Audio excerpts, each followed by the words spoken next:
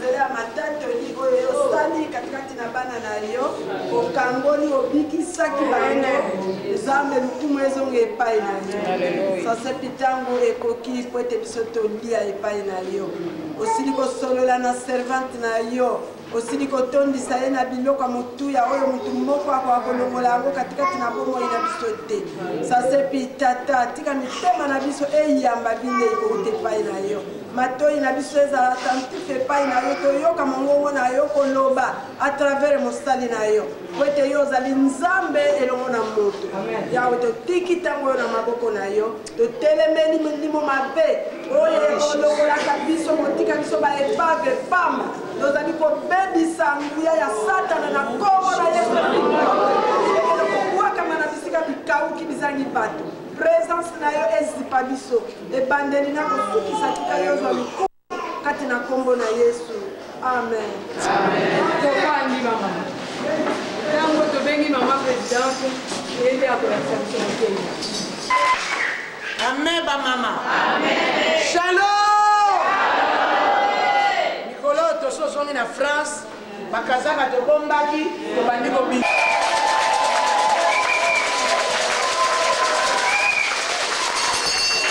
Sikoyo tombola fleur tombola malokoka mobali kikisa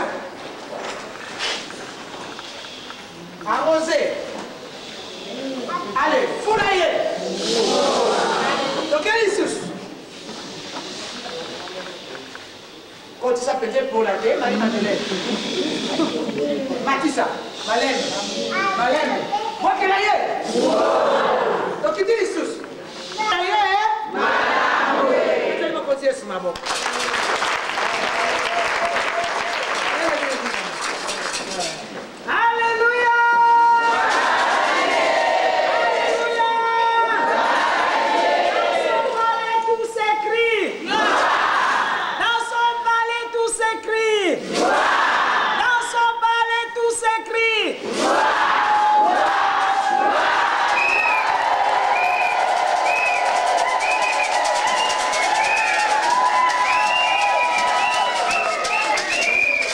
Quelque chose du bien.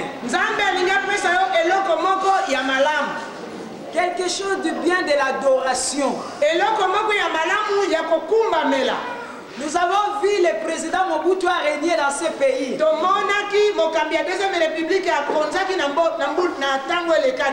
Mobutu avait régné. Mais il ne règne plus. Mais notre roi règne. Et il règne encore. Et il règne dans ce lieu. Quand Mobutu régnait, quand il marchait avec sa canne, et quand il donnait ses pieds, et des animatrices dansaient. Et quand les animatrices dansaient, Mobutu leur donnait de l'argent, leur donnait des maisons.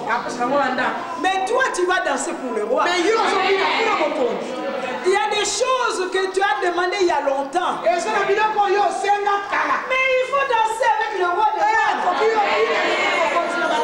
Il y a des choses que tu as demandées il y a longtemps. Il faut honorer le roi des rois. Il y a des choses que tu as demandées il y a longtemps. Tu es toujours dans les combats.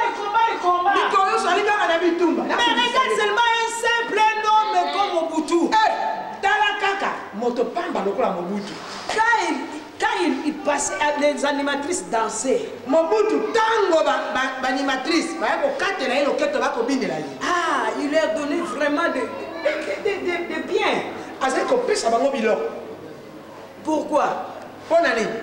Parce que quand on honore quelqu'un, il y a toujours quelque chose qui va venir à toi. Il y a toujours quelque chose qui va venir à toi. C'est pour cela, quand nous voyons l'adoration du Seigneur, si je vais te donner aujourd'hui quelque chose, c'est un secret que j'ai compris pour moi-même. sosola. Il y a des choses même dans les ministères que j'ai demandé. Et on a biloko mosusu kata lotongo na nga na Le senga. Seigneur me disait, adore-moi. Okomona ta mususu za babina nga lobina nga ya kosenga nga te me kumba melande nga. Adore-moi dans ton problème. Kumba melanga ikata na likambo ekomeli. Parce qu'à travers ton problème, Pona likambo ekomeli yo. comme tu viens de me lever, Lokola yo tombolinga. ah, moi je vais te le donner. Ngai pe na kopesa yo yango. Il y a des choses que tu as fait des combats. Et on a makambo susu opulio. Tu as même dit que c'est les sorciers qui m'ont fait ça. Non, ce n'est pas des sorciers. C'est toi-même. Dieu veut te parler aujourd'hui. Qu'est-ce qu'une femme adoratrice? Seigneur, nous glorifions ton nom, nous bénissons ton nom dans ce lieu parce que tu es Dieu.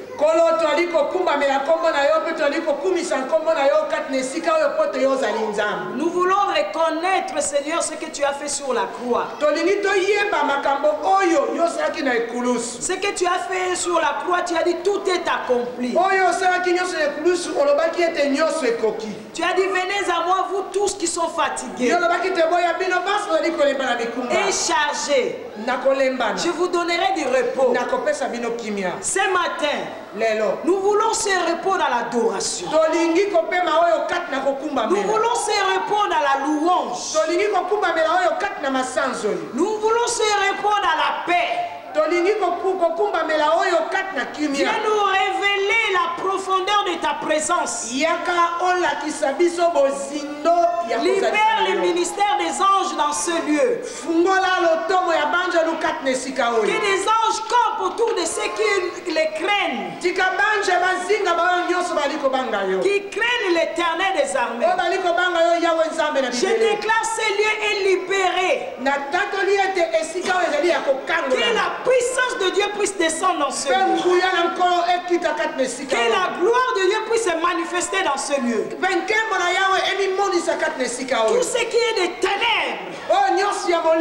Tout ce qui est des ténèbres.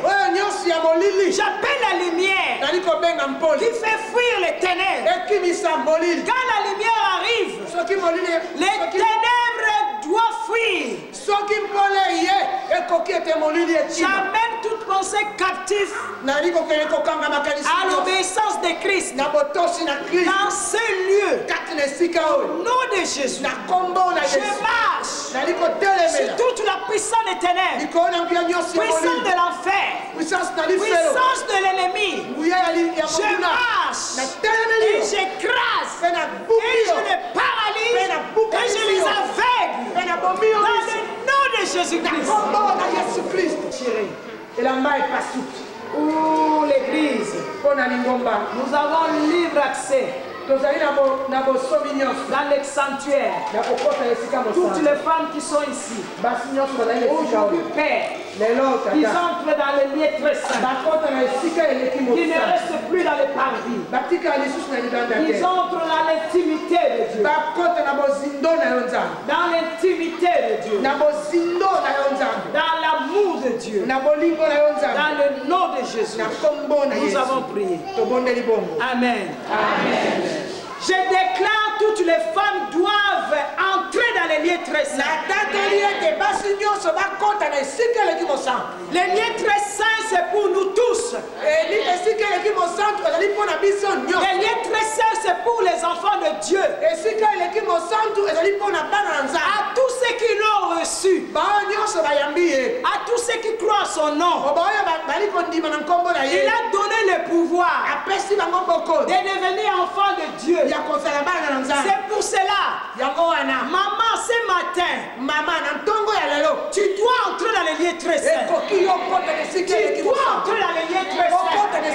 Dans les lieux très saints, dans l'intimité de Dieu, il y a la présence de Dieu. Là où il y a la présence de Dieu, les démons tremblent. Là où il y a la présence de Dieu, tu as la force. Dieu t'appelle dans sa présence. Dieu t'appelle dans sa présence. Qu'est-ce qu'une femme adoratrice? C'est une femme qui a reçu la révélation du Seigneur. C'est une femme qui a Jésus-Christ. C'est comme la femme samaritaine. Sa femme samaritaine a reçu la révélation de Jésus-Christ. Alléluia. Qui a reçu cette révélation? Cette femme a reçu la révélation. Jésus comme son sauveur. Parce que les jours là, Jésus était au rendez-vous. Tu es resté longtemps dans les parvis. Aujourd'hui, tu dois entrer. Dieu te connaît. Dieu te dit, je vais te voir dans les lieux très saints. Parce qu'avant la fondation du monde, il te connaissait déjà. Mais lui, il voulait que tu sois dans les lieux très saints. Moi, je veux ce mari-là.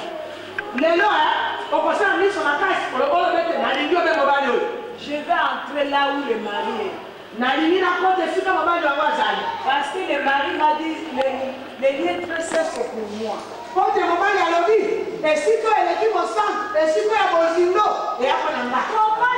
mari, je ne peux pas rester dans l'intimité avec ce mari. Alléluia.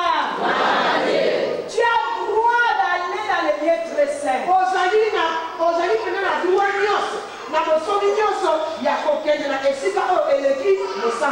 Aujourd'hui, tu vas dire à Satan, ah non, je ne veux plus de toi.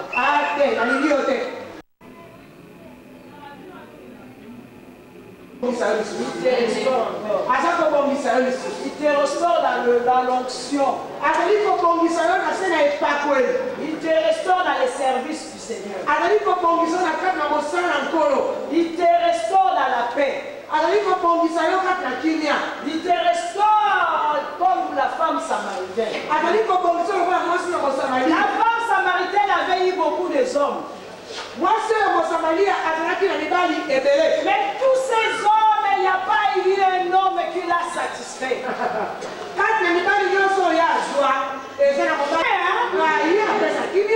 Super homme, c'est Jésus-Christ. Super époux, c'est lui. Très séduisant.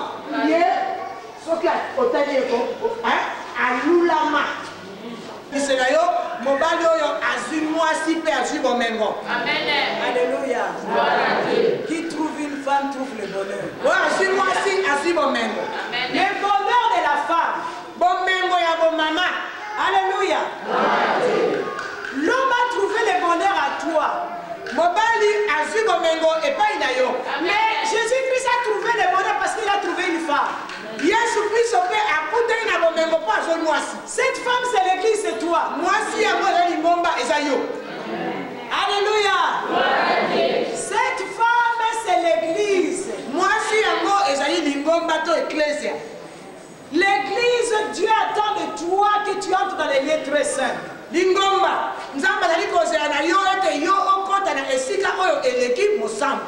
Pour entrer dans les lieux très saints, il y a tout un comportement pour entrer. Il y a la sanctification. Une femme qui a la crainte du Seigneur, c'est celle-là qui sera louée. Il faut avoir la crainte du Seigneur. La sanctification. La sanctification. Est-ce ma façon de parler? Est-ce que je plais à Dieu? Est-ce que je suis toujours dans les services? Parce qu'il faut que j'aille donner des baisers au Seigneur. Est-ce que quand je vais aller donner les baisers, ma bouche, est-ce que ma bouche sanctifie le Seigneur?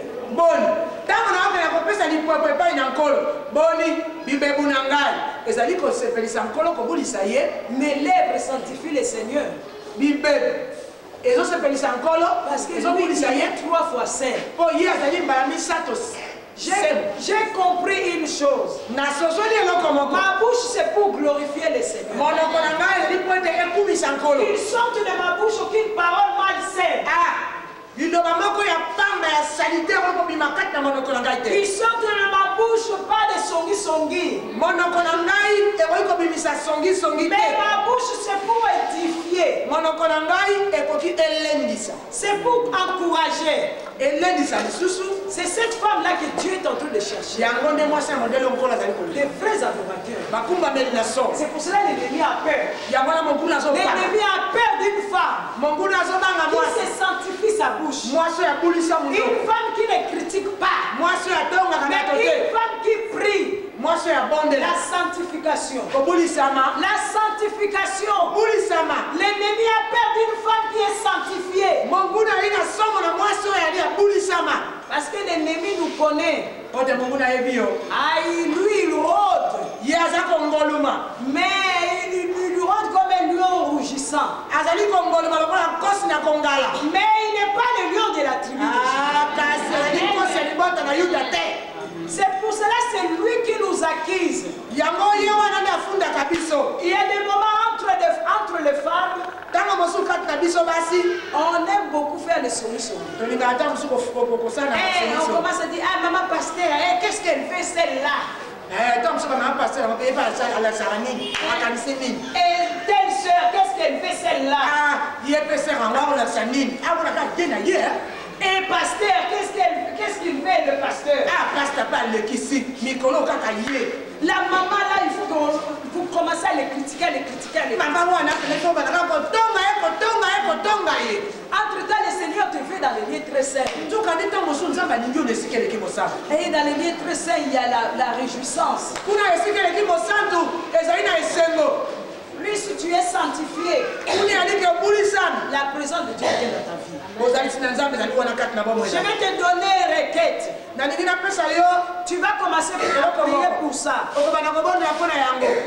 Quand quelqu'un vient faire le songi à toi,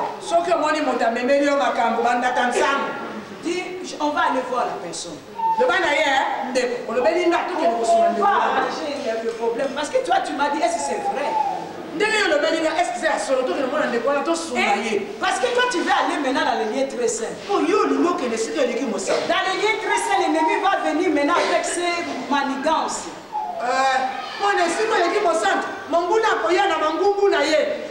Et il va utiliser les gens pour venir qu'on commence à faire les songi.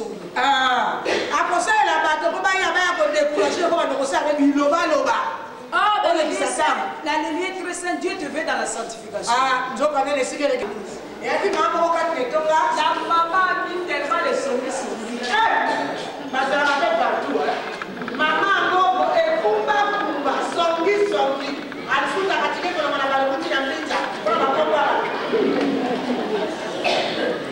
Alléluia. Pour finir avec ça, tellement elle était, je crois, possédée de cet esprit. Aïe, awa lobi, akiri kuna lobi, kuna yona yé posouvé mal. À côté sous kuna la soazui, à côté kuna la soazui. Non, ma bébé,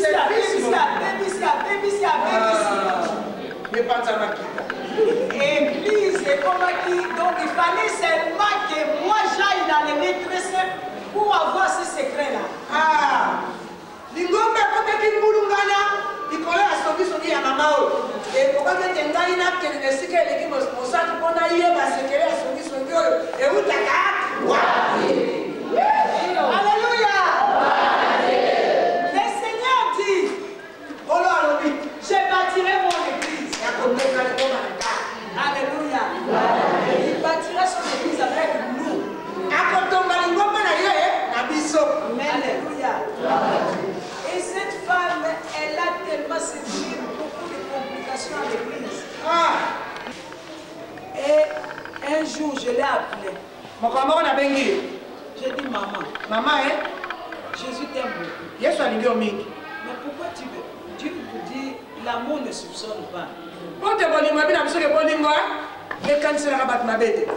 Alors maintenant, pourquoi tu dis ça à ça, à ça, à ça?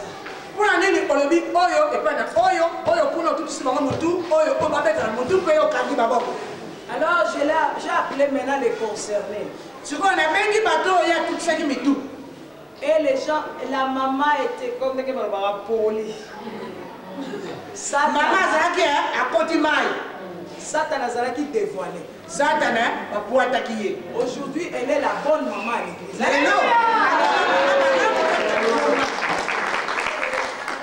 Parce que Aya qui faut comprendre que oh ya banek ko sala ezalaki ye mutu banek ko sala yaki milimo banek ko mutu oh ya bikisaki alaki pardon na ye amen boli misana na ebite lobo oh ezoti na ngai na ngoma masia ba mama soki ba telemi quand les mamans se mettent soki ba mama telemi lingombe comme lobo mususu amen. Tant que maman va télémaka, basangani na bomoko, et comme magalika qui toko mine. Une femme, moi aussi, qui aime le Seigneur, c'est une femme qui marche dans la foi. Cette femme qui marche dans la foi, a la crainte du Seigneur. Cette femme a la crainte du Seigneur. Je viens de parler de la sanctification. La sanctification dans ton comportement. La sanctification dans ta bouche. Parce que pour aller dans la présence de Dieu, Dieu est saint. C'est pour cela beaucoup de gens n'entrent pas dans les lieux très saints. Parce que son comportement. Parce que tu ne peux pas aller chez cet homme-là. Il faut aller dans la sanctification.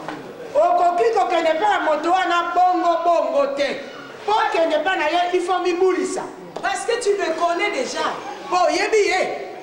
Mais il faut te sanctifier. Plus tu vas entrer dans sa présence. Quand la présence de Dieu vient dans ta vie, ça va changer beaucoup de choses. Ça va changer même ta façon de s'habiller. Parce que lui, il est tellement beau. Il veut aussi que tu sois une jolie femme. Tu ne peux pas aller auprès du roi. C'est ça, je dis toujours dans notre église. Quand tu viens dans la présence d'un président de la République, tu fais tout pour s'habiller avec des bijoux, tu fais tout pour s'habiller bien. C'est pour plaire à un homme. Mais quand tu viens dans la présence de Dieu, il faut bien t'habiller. Il faut t'habiller. Il faut bien t'habiller. Il faut bien t'habiller. Il faut l'être propre.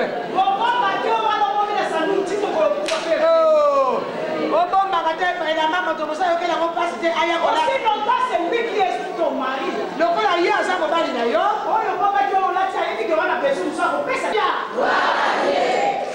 Parce que il y a des gars qui tombent. Parce qu'il y a ça mobile.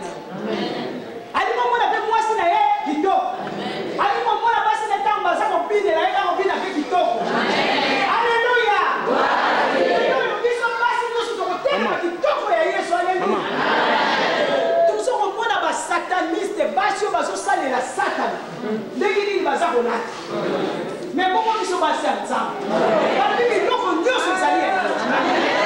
Alléluia.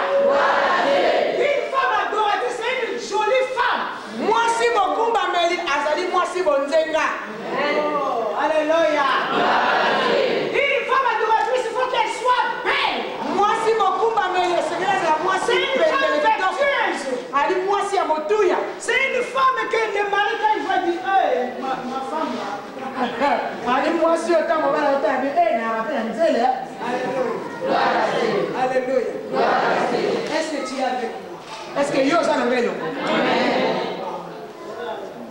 Une femme adoratrice voit de grandes choses parce que son mari est grand. Moi si mon kumba meli amona kama mikiete, amona kama munene, comme bali ya azali mo. Même quand il fait un petit commerce, il voit dans son commerce le mec grand.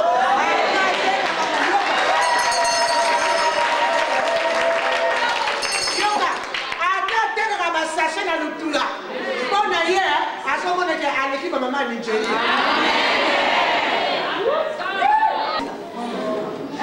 Mais fais confiance à Dieu.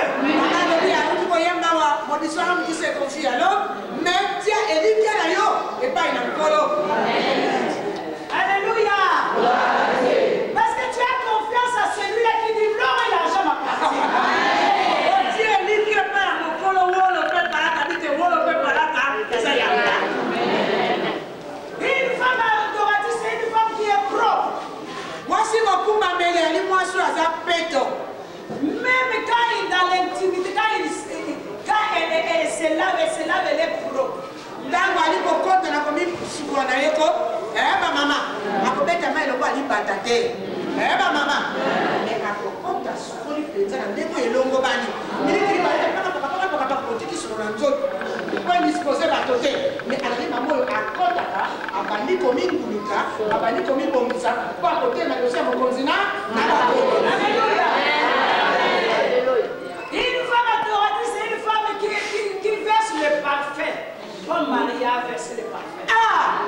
Moi, si mon kumba meli, azali moi, je suis à Sopata Malas. Quand Maria a Sopata. Quand Maria a versé le parfait, son amour. Ah! Quand Maria a Sopata Malas, attendez ça qui bolingo la gueule. Et Jésus lui a dit, a dit à Simon, voici cette femme. Est-ce que Dieu peut te dire, voici cette femme? Parce que c'était une femme. Tout ce qu'elle avait, elle a versé. Ce n'est pas de petits prix, grand prix.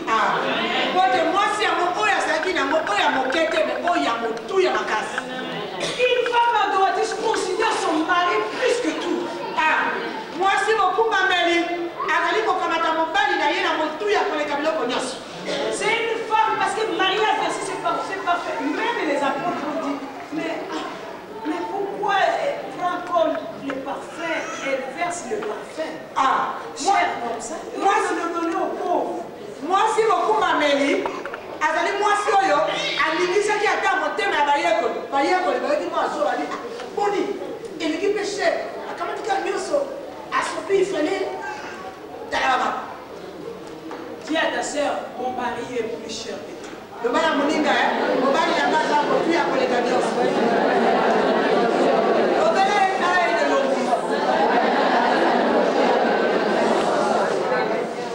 Encore, le mari a dit sous.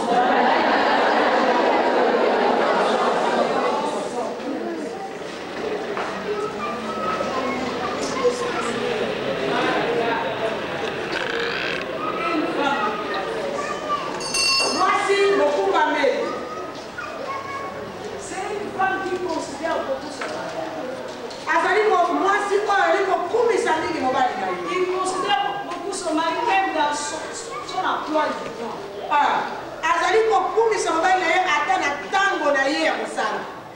Il prend beaucoup de temps dans la présence de son mari. Connaître sa nature. La nature de mon mari. Comment mon mari est.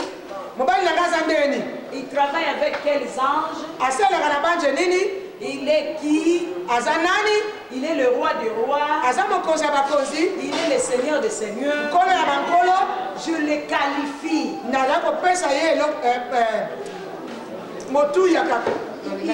Il le qualifie comme un Dieu grand.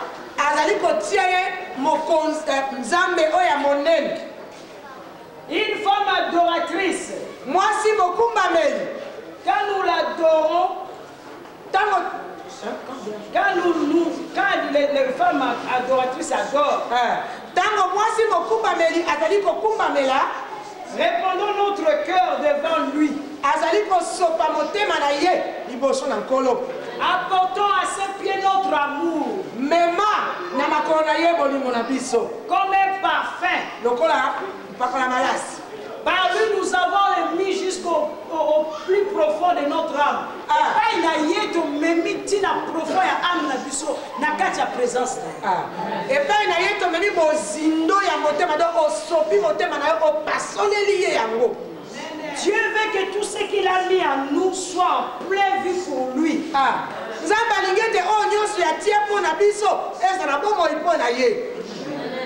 Dis, Dieu veut que tout ce qui est à moi, tout ce qu'il m'a donné, que ce soit pour lui.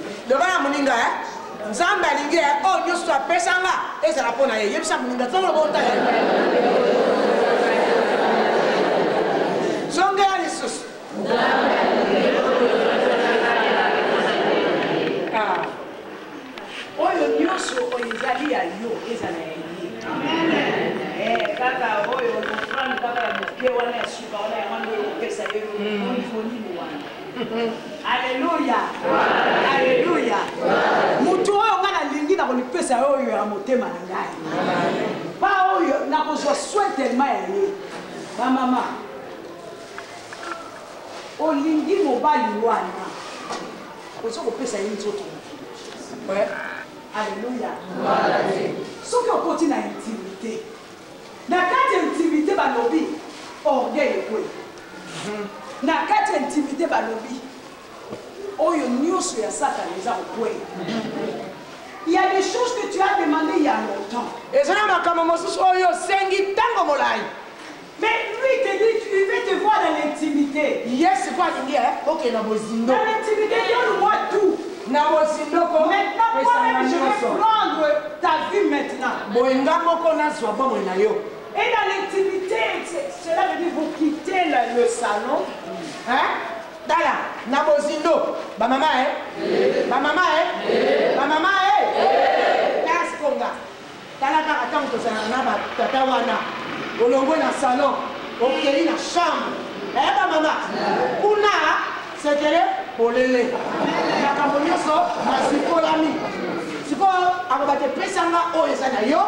Yo pozo o ezana katina nanga. Siko nzambe pa ni yo kota.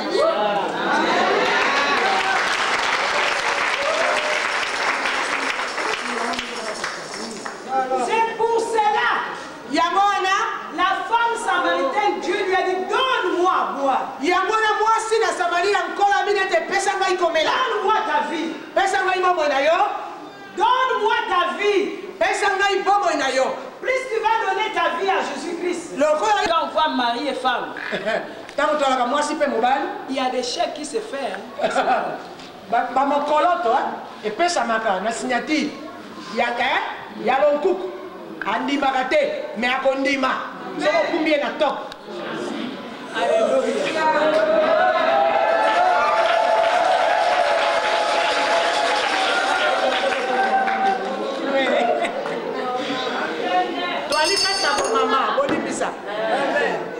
Mais il faut qu'on vous le dise la vérité. Parce qu'il y a des choses que tu demandais, tu dis seulement Nzambe, tu vas dire Nzambe, mais Nzambe le mieux peut ça est mieux. Combien de niveau supérieur? Donc, on est dans la tombe à Koseka. On est dit à moi aussi matin, c'est que quand il s'aille, n'a pas aussi. Nemaye, Tombolaye, Kiti Saye, Mati Saye,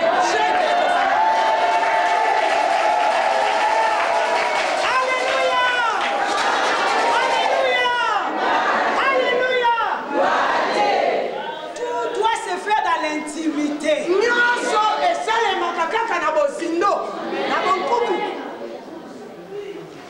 Dans l'intimité, quand tu n'as quoi, tout devient facile. Dans l'intimité, les démons ne peuvent même pas aller là-bas. Donc cela veut dire que tu as quitté la foule. Ça veut dire que même l'église, à un certain moment, même dans l'église, attends la carte d'église. Mingi bakoya le musoye loko na foule. Mais yo bima foule. Comment l'intimité et qu'on change vie na obimba. Et qu'on me ma grâce en Nzambe na kati église. Alléluia. Nakati lelo tokoluka tokota na intimité. Bongo vendredi tokokota na mozindo. Vendredi il faut y moko ya wana ekozala ba cadeau azo pesa bon. Voilà. Tu m'as adoré, toi tu m'as béni, toi tu Là, ça sera peut-être Koboto, maintenant Koboto Tate, Apesi. Ezalaki Moussala, Ezalaki Oyo Mona qui a compliqué. Parce que tu es entré dans la chambre haute. Parce que tu es entré dans sa présence. Tu ne peux pas être dans la présence de Dieu et rester la même personne. Tu ne peux pas être dans la présence de Dieu et rester la même personne. Nous avons vu Moïse. Moïse était dans la présence de Dieu. Quand il est descendu, il a amené les 10 commandements. Il y a des choses que nous allons entrer jusqu'à vendredi, nous allons entrer. Et nous allons retourner avec des bénédictions. Tu ne seras plus la même femme. ezana makambo tokokumba okotika lisu mama ya ndenge wana te mama ya loyenge te mais mama ya bozindo. Amen. Beaucoup ont dansé à l'église. Et ils ont dansé. Mais ils n'ont pas dansé pour le roi. Ils ont dansé pour eux-mêmes. Mais aujourd'hui, l'église est appelée à danser pour le Seigneur. Beaucoup ont joué des musiciens avec leur talent. Et ils ont commencé à faire fier avec leur talent. Leur talent, c'est pour le Seigneur. Beaucoup ont joué avec les dons du Seigneur. Mais c'est un don que Dieu lui-même qui donne. À qui il veut, quand il veut. Ce n'est pas pour s'enorgueillir. C'est pour la gloire de Dieu. Aujourd'hui, nous allons nous mettre debout. Nous allons dire au Seigneur, il y a quelque chose qui va se passer. Nous allons entrer dans l'adoration. Il y a le lieu saint qui nous attend. Dieu nous a préparé maintenant par la parole. Dieu nous a préparé par la parole. C'est comme Esther.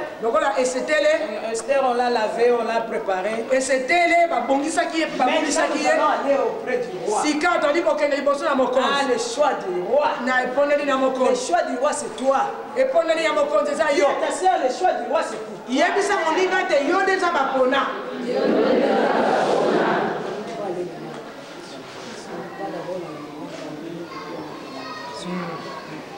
tokotema biso banso liboso kosanjola ye samata makambo au sérieux bamama sikoyo tokomi na ntango oyo tolingi tokumisa nzambe kembo na yo